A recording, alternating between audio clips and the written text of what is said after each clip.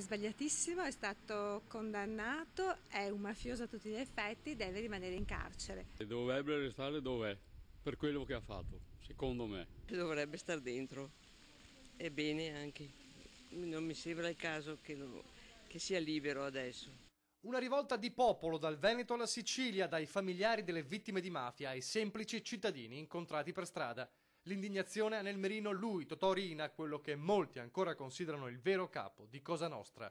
Nonostante la grave malattia e il disfacimento fisico, gli elementi che hanno spinto la Cassazione a invitare il Tribunale del Riesame a riconsiderare la scarcerazione del boss per una fine al di fuori della cella. Giurisprudenza applicata in modo ineccepibile e ligio, ma che non trova sponde nella maggior parte dei cittadini. Io sono d'accordo che lo possono mettere in una struttura ospedaliera, carceraria, ma va tenuto così.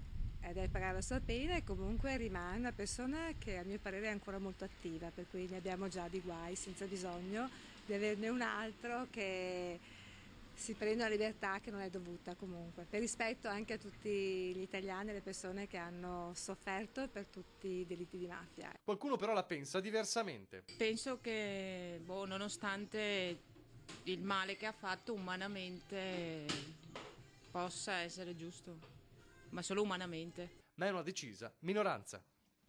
Visto che lui ha causato altre morte ad altre persone, soprattutto in modo violento, non è giusto che lui abbia una morte decente in carcere, secondo me.